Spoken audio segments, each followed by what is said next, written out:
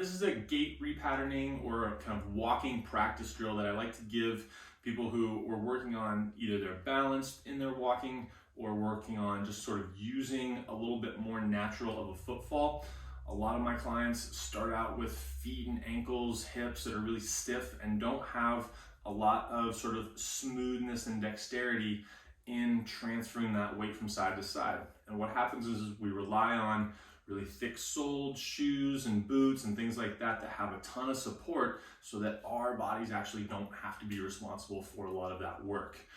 Then we do that for however many years, our bodies adapt to not doing that much work, and then we start to develop problems further down the road. So this is a drill that I really like, and it's just gonna start with a simple gait sort of stride switch, where as I am in my stride pattern, I have my stance leg, I have my trail leg that will soon become my lead leg as I change.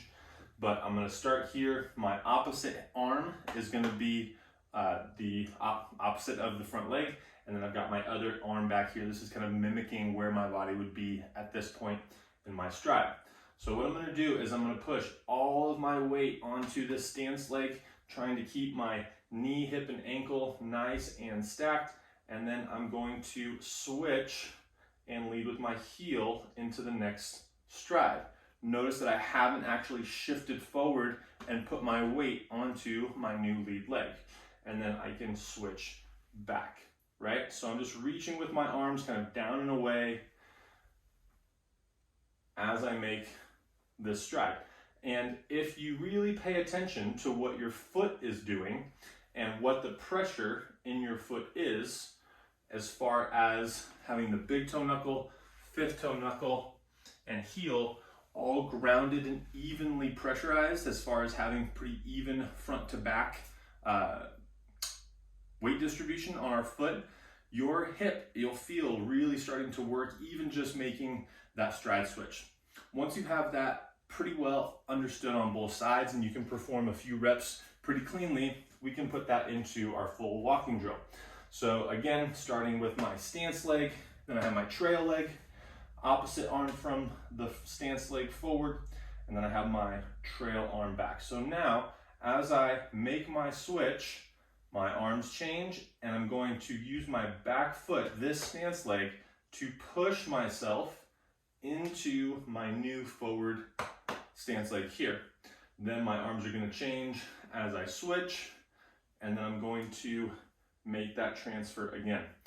The important thing with this transfer is as I'm set up here and I take my next step forward, I need to bend this back knee so that my body doesn't go up and then down as I weight this new stance leg. So I want to be allowing that back knee to bend as I change into my new stride leg, my new forward leg, and then as I switch again, I'm going to allow this knee to bend as I push myself forward onto that new stance leg. So we're really working on the smoothness of the transfer, letting the back knee, as it comes through, bend